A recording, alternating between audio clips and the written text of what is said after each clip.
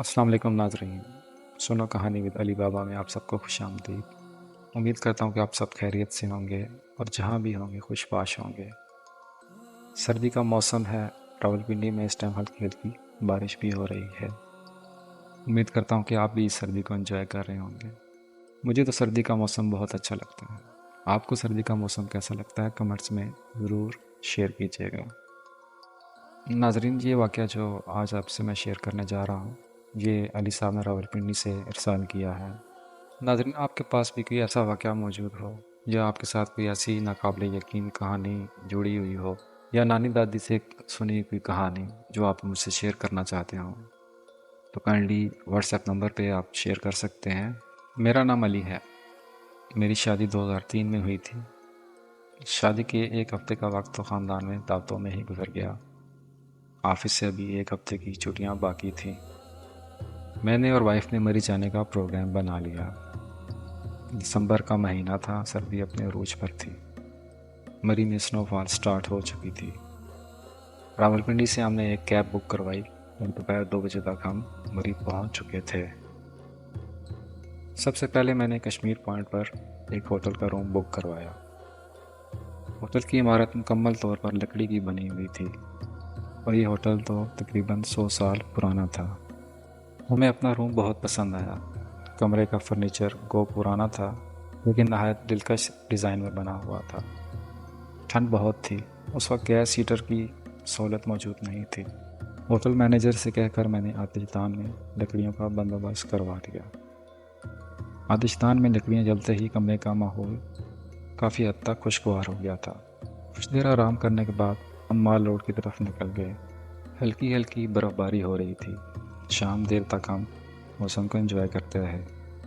खाना वहीं से एक रेस्टोरेंट में खाया। अब शाम काफ़ी बीत चुकी थी और सर्दी की शिद्दत भी बढ़ चुकी थी, लिहाजा हम अपने होटल की तरफ वापस चल दिए। हमारा कमरा अब खुशगवार हिद्दत लिए हुए था। अब चाय की तलब हो रही थी। कमरे ही में चाय मंगवा ली। चाय पीते पीते और गपशप करते काफ़ी वक्त बीत गया। कमरे के अंदरूनी जानब एक दरवाज़ा था जो एक छोटी सी गैलरी की तरफ खुलता था। वाइफ ने गैलरी का दरवाज़ा खोला और वहाँ से बर्फ़बारी का नज़ारा करने लगी। थोड़ी देर बाद शायद ठंड का एहसास हुआ तो वापस अपने कमरे में आ गई। मैंने एक बात नोट की। अब उसका चेहरा कुछ उतरा हुआ सा लग रहा था। मैंने उससे बहुत पूछा क्या हुआ, लेकिन वो कहने लगी ऐसी कोई बात नहीं, लेकिन कुछ ना कुछ ज़रूर था। वो बहुत गुमसुम सी हो गई। खैर मैं वॉशरूम चला गया। वापस आया तो वाइफ कुर्सी पर नीम दराज हालत में बैठी हुई थी और अजीब सी नज़रों से कमरे में मौजूद लकड़ी से बनी एक अलमारी को घूरे जा रही थी। मैंने बहुत पूछा किसे घूर रही हो, लेकिन कोई जवाब ना आया। अब मेरी परेशानी में इजाफा होता जा रहा था। उसकी ये हालत बहुत अजीब सी थी। कुछ देर बाद जब मैंने उससे दोबारा यही सवाल किया तो उसने गुस्से से मुझे घूर कर देखा। या खुदाया, उसकी आंखें फैल कर दीदों से बाहर निकल रही थीं और खून की तरह सुर्ख हो चुकी थीं। मुंह से झाग निकल रहा था। फिर वो मुंह ही मुंह में कुछ कहने लगी। आहिस्ता आहिस्ता ये सरगोशियाँ तेज़ आवाज़ में तब्दील हो गईं।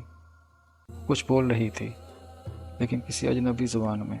शायद हिंदी थी लेकिन मुझे कुछ समझ नहीं आ रहा था और मैं हैरान था कि वाइफ को तो इंग्लिश भी ढंग से नहीं बोलनी आती।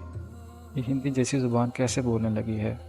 मैंने उसके बाजू पकड़े और ज़ोर से पूछा, ये क्या बोल रही हो, ये कैसा मजाक है। ये सुनकर वो कुर्सी से उठ खड़ी हुई। उसके बदन में जाने इतनी ताकत कहाँ से आई। उसने मुझे इतनी ज़ोर से धक्का दिया कि मैं अपनी जगह से उड़ता हुआ कमरे के दरवाजे से जा लगा। मेरा माथा दरवाजे से लगे हैंडल से जा टकराया जिससे खून बहने लगा। खैर मुझे अपनी हालत की परवाह नहीं थी। परवाह थी तो अपनी वाइफ की, लेकिन मेरी समझ में नहीं आ रहा था कि ये हो क्या रहा है। अब वो तेज़ी से उस लकड़ी से बनी अलमारी की तरफ बढ़ी और अलमारी का दरवाज़ा खोला। मेरे और अपने कपड़े बाहर निकाल कर फेंक दिए।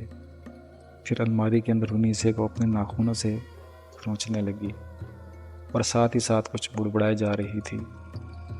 मैं दोबारा उसकी तरफ बढ़ा, बाजू से पकड़कर अपनी तरफ खींचा और उठाकर बेड पर लिटा दिया। उसकी हालत बहुत ख़राब हो चुकी थी।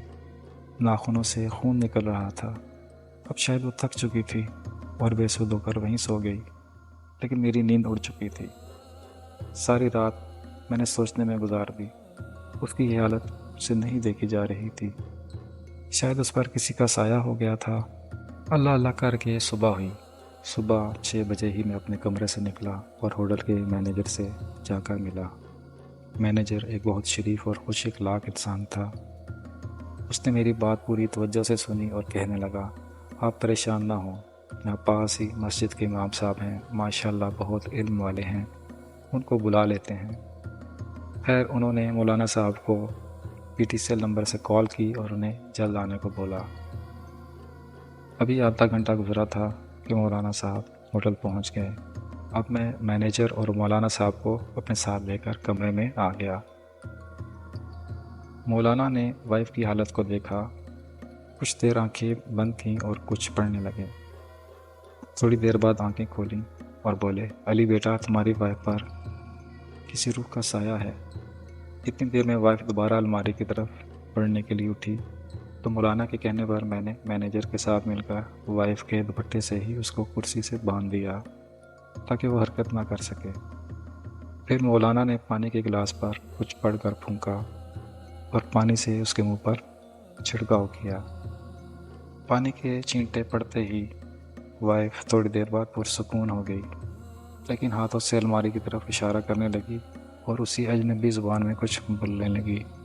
मौलाना साहब ने दोबारा आंखें बंद की और अपनी पढ़ाई शुरू कर दी। मैं और मैनेजर बेचैनी की हालत में बैठे हुए थे।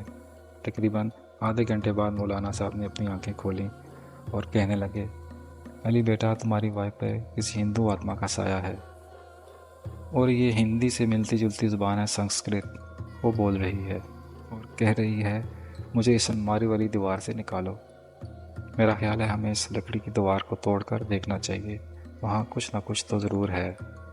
होटल मैनेजर ने अपने 2 मुलाजिमीन को बुलवाया और लकड़ी की अलमारी को दीवार से हटाकर एक साइड पे कर दिया और उस लकड़ी की दीवार को तोड़ना शुरू कर दिया। थोड़ी देर बाद दीवार टूटी और देखा दीवार के अंदर एक और छोटा सा कमरा मौजूद था। होटल में का मैनेजर भी इस कमरे को देखकर हैरान रह गया। खैर जब मैं और होटल मैनेजर उस कमरे में दाखिल हुए तो अंदर मौजूद मंजर को देखकर खौफजदा हो गए।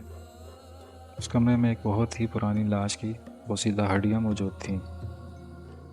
सिर्फ कुछ हड्डियाँ ही सलामत थीं। लाश के साथ एक चमड़े का लेडीज़ बैग भी पड़ा मिला। मैंने इस बैग से मिट्टी को झाड़ा और खोल कर देखने लगा। बैग में लेडीज़ मेकअप की कुछ चीज़ें, एक कंघी, शीशा और एक सफ़ेद कागज़ मिला। इस कागज़ को मैंने खोल कर देखा तो मेरा सर चकरा गया। कागज़ पर पेंसिल से बनी हुई एक तस्वीर थी और मेरी हैरानगी की वजह ये थी कि ये स्केच हूबहू मेरी वाइफ का था, लेकिन स्केच के साइड पर किसी पारो का नाम लिखा हुआ था। मौलाना साहब सारी सूरत-हाल समझ चुके थे। वो बोले, आज से 60 साल पहले इस बेचारी लड़की को मारकर यहाँ इसकी लाश छुपाई गई थी। क्योंकि ये लड़की हिंदू थी और हिंदू धर्म के मुताबिक उसको जलाना होता है, शायद इसीलिए इस लड़की की आत्मा यहाँ भटक रही थी। तुम दोनों का इस होटल में आना और इसी कमरे में ठहरना, फिर तुम्हारी वाइफ का पारो से मुशाबहत रखना भी कुदरत का एक अजीब इत्तेफाक है। पारो की आत्मा ने तुम्हारी वाइफ के वजूद का सहारा लिया ताकि उसकी लाश को वहाँ से निकाला जा सके। होटल मैनेजर ने पारो की लाश की बाकियात को एक संदूक में बंद करके करीब मौजूद एक पुराने शमशान घाट तक पहुँचा दिया, जहाँ उसका क्रियाक्रम कर दिया गया। अब वाइफ की हालत नॉर्मल थी और मुझसे पूछे जा रही थी कि क्या हुआ, तुम्हारे माथे पे ये ज़ख्म का निशान कैसा है। मैंने उसे शुरू से लेकर आखिर तक सारी तफसील बताई तो हैरानगी से मेरा मुँह देखने लगी। खैर मैंने होटल मैनेजर और मौलाना साहब का शुक्रिया अदा किया और वह दोनों कमरे से रवाना हो गए। मैंने और वाइफ ने मशवरा किया कि अब हमें यहाँ मज़ीद रुकना नहीं चाहिए। लिहाजा हमने इस होटल के वाजिबात अदा किए, टैक्सी पकड़ी और सीधा अपने घर रावलपिंडी की तरफ रवाना हो गए। आज इस बात को 21 साल बीत चुके हैं। कभी कभी मुझे वो भयानक रात याद आती है तो आंखों से नींद उड़ जाती है। और हाँ, एक बात तो मैं आपको बताना ही भूल गया, वो पारो का पेंसिल से बना स्केच आज भी मेरे पास महफूज है।